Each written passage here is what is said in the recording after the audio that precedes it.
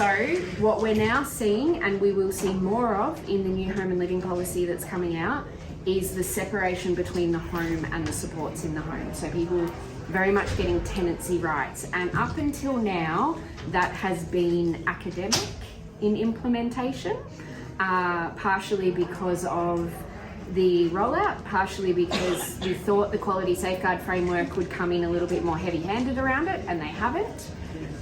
Yes, it's problematic by having a different tenancy manager to the person that's in the home. Let's face it, under block funding, all of that was combined.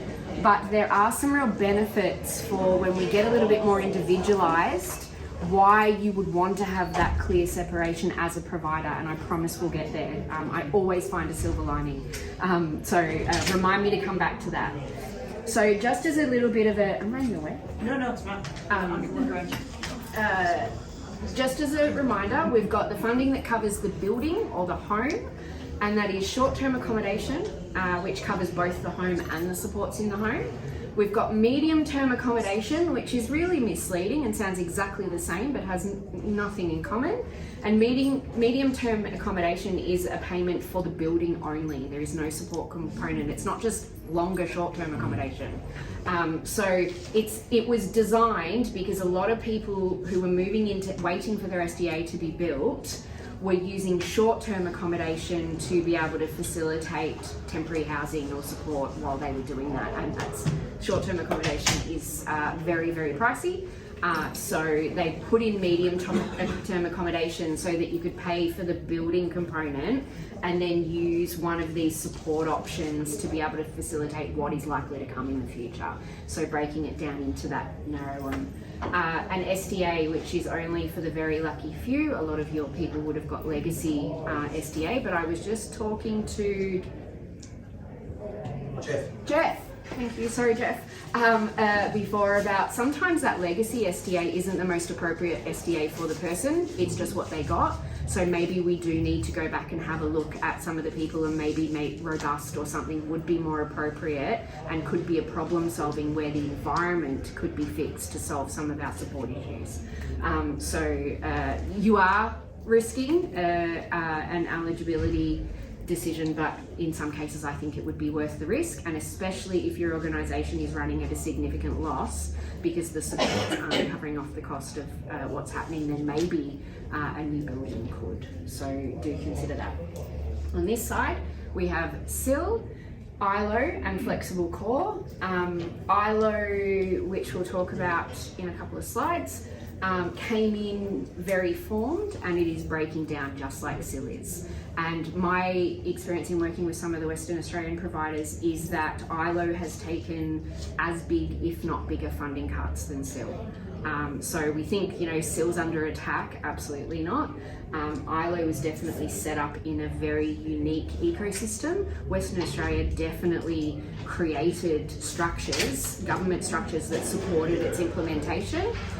But under the NDIS, a lot of things are changing, and it hasn't been as effective on the East Coast because our awards and our industrial relations don't support it yet. But the Western Australians are very much working with the tax department to try and fix that.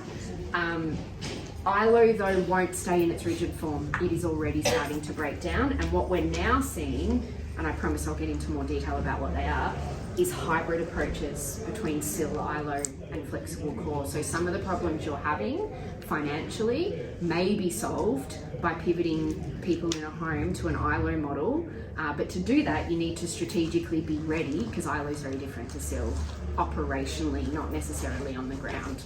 So that's definitely a strategic decision for life without barriers to consider. Flexible core supports is what we always used as outreach, and definitely was more around people who could live independently in the community with family on their own, and we just went in and supported them in that space. This is where we got our best independence outcomes, for sure. We had people in SIL or supported accommodation that would move out into ISP or whatever it was in that space, and we'd go, yes, we've had a success, and then we'd realise that they moved in next to a dodgy neighbour and they've got to go back. But ILO actually brings in a component where flexible core support needed someone to be able to overcome a lot of those vulnerabilities to live independently, ILO puts in an additional funding amount that will cover off management and risk approach that potentially could be a bridging between SIL and flexible core. So something to think about as well. This is coming back to your question before around why does flexible core not matter? Will we be better off there? So flexible core is definitely at that end of the continuum, and what we know based on the ILO category is that it's up to around 6 hours or more support a day. So that's kind of your cutoff point. So if you go into flexible core, you're definitely going to lower your funding levels. Now, potentially, what you can have in the future is someone with SIL who utilises it in a flexible core type way, but you're about 5 years too early for that level of flexibility. So because you want to be able to have the new support category of shared support in the home, and then them to stop worrying so much about micromanaging the way the support is funded. So once the new portal comes out, then we have the new support categories, then people have maximum flexibility over how they move that support within it, then you'll be able to take decent money in that and use it flexibly. Doesn't mean you can't prepare now. I would build scaffolding to be able to facilitate that. If you have people flick over, these are the people, the ones that are going from SIL to flexible core are the ones that have been in our houses cross-subsidising everyone else because their part of the pie was the same as everyone else's and they didn't really need it. So, when you're filling your vacancies, we'll take 3 complex, 2 easy, and then it all makes sense in the end so our support workers can get through the day. This is where these people are going, oh, that's actually a flexible core scenario. Doesn't mean they need to move out, it just means we need to move those more complex people up and that person down, and I've got some visuals in there. But could we not consider accelerating that in a demonstration model? Yeah. So that might be a basis for the demonstration model of accelerating the idea that we trial this early, because we can't wait 5 years for this. Yeah. The demonstration project that I'm reviewing is using flexible core in SIL. Okay. So the agency is already aware that that's a possibility. Yeah. It's in the psychosocial space. And there is complexities because currently flexible core can't work under a program of supports.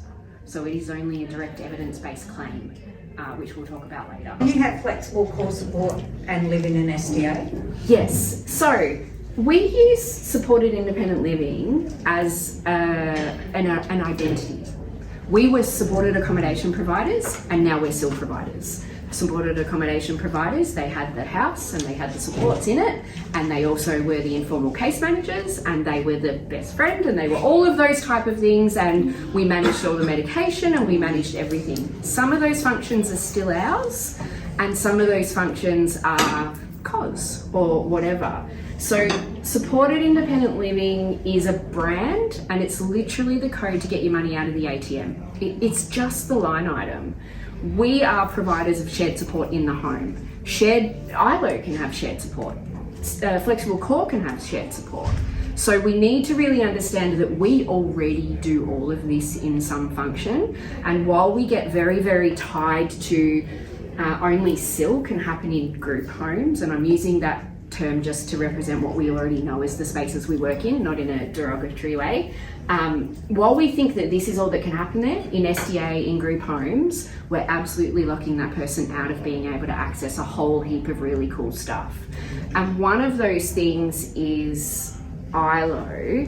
So ILO comes in 2 stages. The first one is exploration and design. Now, in the new system, everyone will have access to exploration and design, not just ILO participants. So I'll talk through that in a moment. But this is the part that's really, really important. So let's say we've got someone in SIL who their problem solving ability and the amount of admin and management you need to do for them is really astronomical. You're coordinating a lot of supports, they've got a lot of risks and all of those type of things, and you find yourself in meetings frequently, probably like the one we talked about just before. Now, under SIL, that's an overhead. So within the price cap, you've got the hourly rate, and you take out whatever you pay your support workers, and then whatever's left is how you run your business. That is where you have to pay for all of that management you do. Under ILO, they fund that separately.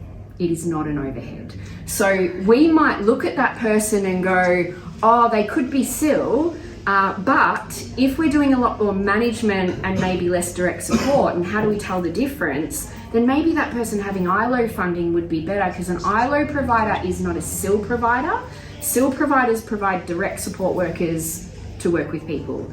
ILO providers are a coordination role who may also, as a subset, provide support workers. So it's literally a case management role. It's different to support coordination because they're not managing the NDIS plan and figuring out where the money goes. They're literally meeting with the person to see how their approach is going, whether they need new things built in, whether they have new risks that are arising, and helping to facilitate that. So if we're stuck on SIL has to be the only way, we're going to miss out on covering off some of our costs by tapping into some of this stuff. Can I just ask about the exploration and design? Because I think when ILO first came out, there was a lot of conversation around that component of it, and that actually did sit with support coordination. So that does or doesn't, or could or not? Yes. All of the above. Yes is the answer to your question. Now, the reason why it aligned with support coordination, so we're talking about stage one. Stage one is sitting with the person and saying, what does your home and living look like? That stuff you all do for free. So what is the best house? What are your support needs? Do you have any family that can come in and be part of this? What is your support network? How is your decision making happening? What are your risk factors? All that cool stuff we do as SIL providers is funded under ILO. Depending on how much, if they come in and go, I don't know, they're probably going to get 10 grand to figure that out. If they come in and go, this is what I really want and I know that my friend hasn't and it could work, they're probably going to hit around the 3 grand. The reason why support coordinators are doing it is because the registration group for stage one is the same as support coordination, and the registration for group 2 is the same as SIL. So naturally, the people who are already registered could jump in and start doing it. Are the functions the same?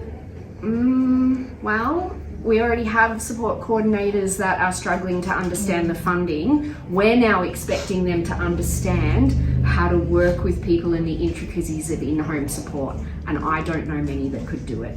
So it is a different, you need to understand and prepare for the risks and anticipate things that you would only really need to be able to have direct support. So in the future, when stage one becomes open to everyone, this is a real opportunity for organisations like Life Without Barriers who know how to assess that risk. However, disclaimer always comes, you'd need to be in contemporary approaches because you couldn't just apply the SIL model, the traditional SIL model. You'd need to be able, but that is a real opportunity for you in the future. So this as well. So ultimately, any organisation that is registered as a support coordinator, it doesn't have to be the support coordinators doing the work, and as you said, we're doing it anyway. But naturally, it makes sense that those people jumped in there. Yes. Yeah. I will say the agency's not ready, and that's why a lot of ILO stuff is not getting through, but that's because I think in part of this home and living policy, they're shifting it in the background. So they're not ready to roll out all these ILO plans that they're going to have to alter again in 6 months. So that's why you'll find a resistance there. When the home and living policy comes in, you'll see a lot more ILO funding coming out in that. Now, the other interesting thing, this is the support side of things, and under ILO there's always 3 and 6 and 12 and so under ILO there's maximum funding amounts. 105, 150 and 230. Now what we saw in the reductions of SIL over the last 6 months is the majority of funding went around the 180 maximum, 280 maximum. So we think SIL will end up with a cap. Probably higher than ILO, but around the 280, 300. We were seeing $1 million down to 500, probably staged to 300. Majority, this is where our ability to talk to people, we had all these funding cuts. Any chance it was around the 280,000 that you got? Yeah. Okay. So that's where we're starting to go. Shared support in the home will be capped. It's already capped for ILO. Within ILO, there's 3 different types of funding. The first is the primary support model, and that's where if you were using some of these traditional ILO models, does people know about ILO? A little bit? Yep. So you've got different types of ones that are already working in Western Australia. I figured it was a no, so I just kept going. I only got 2 yeses and the no stayed quiet. Yeah. So in Western Australia, if we look at the host arrangement, that is, it's not the same, but a lot of people who have a disability in the foster care system are able to then use the host model after they age out of the foster care system and continue that I'm being supported by this family and we really want to stick together, and that will fund that arrangement under the NDIS because it's the disability that kicks in rather than the. It can also be, I've been a support worker for 20 years and I really don't want to do shift work anymore, and my family's grown and moved out and I've got a spare bedroom and I actually could open that up to a person with disability. I don't want to do round the clock support, but if they lived in there and they had support workers coming in like a flexible core type arrangement, I could absolutely be the overnight person and let them have my house as their home base. And that's a really cool thing if we start to think about our current workforce having really only options of direct support work and shift work, going, what could I dream bigger in relation to what support work looks like now? And in that case, the host may or may not receive payments as part of that, potentially. If you had that host arrangement, then you'd have supplementary supports like direct support work and also potentially some respite funding to be able to facilitate that person going away on holidays and all of that. The other one is like a flatmate model. So this is really good for people who are coming out of, you know, I'm a young person, I don't really want to go in a group home with a whole heap of other people. I'd love to try what share houses, you know, and we all tried it and regretted it. But it's it was a good time. It was wonderful. Look, it definitely had its perks. But we don't choose to live there forever. We definitely move to a new life stage, but we might say, you know what, I want the opportunity to experience what my brother experienced. He got to do that and I want to do it too. So in this particular case, I can advertise for a co-resident that will come in, and part of that co-residence, they won't be an unpaid support worker. This is where it's like, ILO's risky, we're just going to throw people out there for the general community and everyone's going to die. That's not going to happen. We hear this every day. It's literally, I have applied for this room, I will get my rent free or subsidised through an NDIS plan, and in return to that I will perform specific functions. I won't do all the personal care, I won't do, unless that's what part of the arrangement is. I will potentially agree that my band rehearsals on a Friday night will be in there because the person really likes music and they'd love to be exposed to that, and I will be home 48 weeks of the year overnight to do the sleepover component. I won't get paid a sleepover allowance, I'll get my room for free as part of agreeing to do that. And again, we build in some extra supports to be able to facilitate some other things. And Rebecca, the thing I'd just remind people of is that we've been doing this for a very long time. This is not new. It's not new. It's new that it's built into a program and costed Yes. and so forth. But 30 years ago, I visited the first places that we were using uni students like this. You know? Correct. Yeah. They got a free room if they signed a contract that agreed to certain things. So let's not forget that a lot of this creativity did exist, and it's more formal about how you might use it here. Yeah. Now, some of the, why I said we were talking brands and we were getting locked in is we had a provider that came to us that said, look, we've got this environment, we've lost all our overnight support, or you know, we still have some, but it's not enough. We don't know what to do. We're going to go broke. And in that particular case, they worked with everyone that lived in the home to be able to say, it was apartments, and they moved in a retired couple. One was a nurse and one used to be a support worker, gave them that apartment rent free, again, to do the overnight support, and then they then facilitated that, and the rest of the money that would have covered the overnight support ended up during the day. But they're untrained, Rebecca. How are we going to make sure that they do this? You can build training into ILO. You can't build it into SIL, it's an overhead. You can build it into ILO. So they are trained, and they're trained specifically for the person they're working with, not, no offense, generic. and they can continue to be trained and they can continue to work directly with the specialists. I will say that we know from Western Australia that a typical co-resident model, 12 months, 2 years. So part of ILO is getting the new one in, but that's share housing. You know, you don't all live together for 20 years for the rest of your life. It's just part of it. And it's scary because we've had very static approaches in the past. But it has meant, unfortunately, that people with disability have missed out on a lot of life experiences because our models were very static, and it was, well, you've moved in and we're really excited to have you for the rest of your life. Some people want that, and some people can have that, but not everyone wants to live with that person for the rest of their life. So, Becca, with one hand, it sounds like a very positive thing. On the other hand, you mentioned it's not working well. Yep. And they're doing cuts. Yep. So is it anticipated in the future it will become better? Yes. Well, Because there's kind of a bit conflicting there. yeah. So the awards, the industrial relations, everything in Western Australia, the community was all built around support working being able to be a co-resident.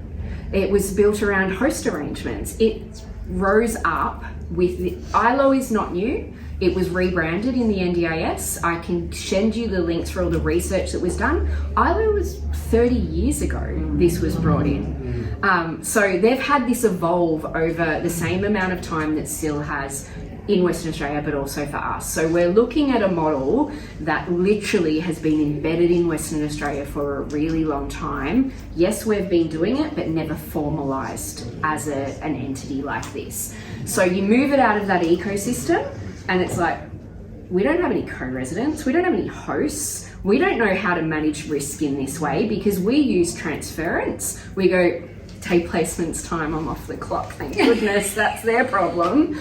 Or we go, you know, it's mum or it's us, and we're always very rigid around whose problem is it right now in this hour based on a roster of care or whatever it is. In ILO, it's everyone's problem.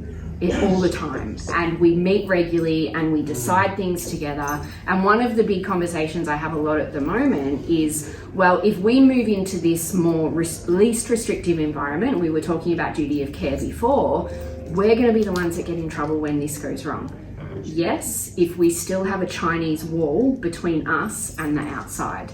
But when we bring people in and we say to the family, what do you reckon? You want to give this a go? It's both of us standing up there, and if the person says, I want to try this, even better. This is great. This is where it's like nobody can say that was a bad decision as long as, disclaimer, you have done risk assessments and you've put in equipment and you have given them their best chance of success. So if we're holding all of that risk and that responsibility within our organisation, we will not be successful in ILO, but newsflash, we're not going to be successful in SIL either. So we need to really start to break that down too. And so you all know, because you're part of a national organisation, we are an ILO provider in Western Australia. That is a service model we've done for years there and continue to do. It does lean very much towards children in care, children with disabilities in care, turning 18 and going into an ILO model, but it is something we're quite familiar with in WA. And I would say also the fact that a program that the name isn't being used now, local area coordination, came out of WA and sits very nicely with all of this thinking, and was a very successful program there and across Queensland by and large in Australia with the two states that successfully implemented a program called local area coordination, which influences a lot of this. And this still sits under the Quality Safeguarding Commission. Yeah. Let's be fair, Western Australia only came into that last year. That's right. Yeah. So ILO was untested under safeguarding up until last year. So that's another reason why it was risk flying around everywhere. And now all of a sudden the Commission's got their hands on it going, you can't do that. Or what are your management controls? And, we're seeing a lot of big peak bodies in Western Australia going, I'm not sure this isn't aligned with our values because we wanted to be freer, and under the Commission and under the NDIS, this is taking us away from our principles. Cost, I know Waste said we're out. Not something I want to do anymore because this isn't what we built. And that's what we saw in SIL. Yeah. WA had, it's got the Canadian, it came from British Columbia, the microboards Yes. as well. Yeah. And that's all part of this, and families and circles of support. Yeah, and those things are exciting. Exactly. Because if we do have a person that has no supporters, and that, let's be frank, that's most of the people we work with, or people who are not able to contribute, setting up a micro board, phenomenal. So that's where a group of people who are or aren't related to the person come along and say, we are invested in helping this person for their life stages, and we will be their decision supporters, and we will remain invested in that. Now, sometimes it works, sometimes it doesn't, but sometimes it's better than families and sometimes it's not. That's one of the things we're exploring in the realignment projects. That is an option, so everyone's aware. Because we're looking at a number of things, and if it's individualized support, choice and control, as soon as it's the families and the clients making the choices, then it's kind of a different discussion with the NDIAs, are thinking, because it's not us anymore, it's them, and we're just supporting their decisions. Yeah. But I'm not sure how the commission fits in that side. Well, I think what we need to remember, especially you guys are going into audit, is when we're doing management controls, which is what audits are about, what management controls do you have in place to be able to make sure you're meeting these indicators? There is no set of universal management controls. So we need to take the management controls we have in our mind right now and go, are these supported accommodation and legacy management controls? Have we got the right thing in place? Because if you do shift those management controls, and as long as they meet the requirements and they're covering off what the principle is intended, then they're going to be fine with it. If we have a look at audits in general, I think they create a false sense of security around our organisations, because they come in and they go, tick, you're perfect. Or you get a few things and you go, these are our only issues. And you're like, yeah. But reality is, they don't look at business viability. They don't look at the quality of your management controls. They say, do you have them in place? Oh, you say you're doing this, but you're not. That's literally all they do. Can you be registered? Yeah. So do they care about whether your program of support is actually communicating the right thing to families? They do not check for that. They do. That is a different type of review. So while audit is incredibly important and you want to make sure your management controls are in place and you're remaining registered, it is not the only part of making sure your organisation is able to function under the NDIS. And part of that is going, how else do we measure that? And I know you guys are already doing that. You're already looking and going, these things aren't fitting together. And it feels like a lot more, but we're back into that. We're a business under an insurance-based model, and we need to make sure that not only are we providing really good supports and our safeguards are in place, but also we can continue to exist. And we're going to do that really well because we're continuing to adapt. And we'll also come back to that later. Any other questions? So if we have people at the moment in our cell houses that we think that this might work for, what's the first step? Is it the home and living and reassessment, or? The first step is operationally setting up to be able to facilitate that, because it is what you can't do is create that arrangement and then once the funding comes in and it looks okay, morph it back into our normal way of operating, because it won't work. So the first part is your organisation going, are we ready for this? Skilling some people up in some of the stuff we're talking about today, going, what is our new approach to this? How do we make sure that we're looking at this in a more contemporary way?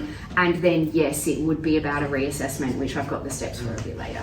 Yeah, right now we're too invested in the group home model to actually move into something like that. We need to actually start thinking differently, and I think and that's probably a challenge I'm going to put out to everybody in the room today, because what you're talking about, when we go back to the 90s in a way, I remember this stuff back, and it's, I find this really exciting, but also I'm looking at the parameters that we're working within, and I'm trying to think, how do we do that, and how do we make that move, and but I think to start with, we need to start not thinking about group homes, because I hear that word all the time, and frustratingly hear it, And we need to start thinking about how can we support people, even in a SIL model, in a more contemporary manner. Yes. Yeah, so that's the next step, and then we can Yes. start thinking about doing that. Correct. And I Yeah. think that also you're not going to take what was SIL in whatever form that looks like for you, every single one of you, and apply a new bottle and it become universal. That's not going to happen either. We are going to have to do one person at a time and really start to go, what is needed for this person? Because we get comfortable in ways of working, and that will, again, you'll end up with the same problem under a different label. So really important that we do make the space. Again, who's going to pay for that, Rebecca? They're taking all our money away. It's redistributing the money. And we're going to talk about some of the things that are in SIL right now that shouldn't be. And very much also looking at, when we do forensic assessments of financials in organisations, most organisations are claiming 60 to 80% of what they can be. The other thing is, if you look at plan utilisation stats, you're still in SIL at around 84 to 86. I haven't looked at the last one. And it's like, oh yeah, well that's pretty high. No, that's a lot of money going back for every single person at the end of the year, and it's sitting in the capacity building bucket in most cases. And there is that Chinese wall where it's like, you've got enough in SIL, we couldn't get an OT, so we'll send it back. There's support money in there that could have been used while we waited. But we don't see it as ours, and families don't see it as ours, and support coordinators don't see it as ours. So we're fighting over here for more, legitimately, and sending money back over there. So the agency's going, why would we do that? Why would we keep topping up this bucket and take it back over there? It doesn't make sense, just use that. And we don't know how yet, and we have problems in doing that. So that's something that we will also need to look at, because you can't just fix your finances and then underutilise a person's plan. And again, I don't mean cash grab. That is a very, very different thing. The slides, these are all the resources. A lot of the changes that are happening right now, where people go, where is this coming from? They all stemmed back to the Ordinary Life at Home consultation paper that came out in June 21. And prior to that, the inquiry into SIL, the independent assessments into supported independent living. These changes, and back further to the design of the scheme, but these changes aren't because of Martin Hoffman and his inadequacies. They're not, because Bill Shorten's come in and done something. They literally were planned out prior in the scheme. What did change in the Ordinary Life at Home consultation paper is when ILO came in, the derogatory language towards group homes increased. And that consultation paper was incredibly offensive. So go and read it. It's like a banned book in my mind. But it was really unfair, because let's not forget that group homes were something that people aspired to in institutions. And we worked damn hard to get them in there, and we've done a bloody good job. And I don't think we should negate that. We did the best we could in the time we were in. And yes, the future is brighter, but we need to celebrate the journey we went on, not, negate that, and be prepared to work further into the future. This consultation paper painted a picture of a utopia and said, down the track. And then the next day they started implementing it. And they had already been implementing a lot of it for 6 months prior. So consultation paper is loosely used around that. At the same time, the support you to make your own decision consultation paper came out. This has sat more dormant. This one's scarier for all of you. This one, we all do supported decision making. I'm not suggesting you don't. This actually maps out the fact that if we have parents that are resisting human rights and wrapping the person up and using dignity of risk to say why we shouldn't allow that person to be able to explore more flexible approaches, they will be removed as decision supporters. This one's scary. It's sat dormant. I anticipate it will rear its head in the home and living policy. And also the ILO service proposal, which is kind of like the roster of care for SIL, already says, how do you prove you use active supported decision making to be able to have this person thoroughly included in every decision about their home and living. So this will be coming in SIL as well. So just be aware of those two. I've got coming up the new funding approach, which was listed as an appendix to the Ordinary Life at Home consultation paper, and a lot of the stuff is what we're seeing today. You've got the SIL operational guidelines. OGs are written for participants and families. Again, that became very derogatory towards SIL, and it started pushing families to push back on SIL providers and go, this is my entitlement from you. It was incredibly unhelpful. We were already in a state where there was tensions and that it encouraged more, so I was really disappointed when that came out. The supported independent living provider guidance is completely rewritten regularly. So if you've read it, you need to go back and read it again. It was completely wiped and replaced with the Making SIL Better campaign information. So, which is, the government came in and said, oh, we get it, it's wrong. And they came in and threw us these breadcrumbs and said, here you go, this will fix it for you. And most of them were really unhelpful. But that was written in that document. So do keep regularly looking at the second one across. ILO has OGs as well, and this is the service proposal for ILO. It's not overly helpful. It doesn't have a roster of care or anything, but it does talk about those different types of funding you can get there. This, I can't remember who I was talking to, and I said I'd come back to this later. This is the would we fund it?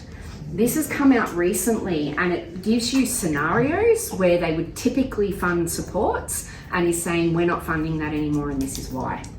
So it has things like the justice overlay, it has health-based things, but it is really, really helpful for the language why they say this is why we wouldn't fund it. So if you're using that language, try and go back to the functional impact, flip your language, and then you might get it funded. So use that as a training tool for what not to do. They're really, really helpful, but also they're highlighting some of that stuff we thought was coming out of the consultation papers. They're starting to play out here, and this is definitely where we're seeing that pushback on other government agencies to do their thing. Hopefully they're also expecting them to lead up to it.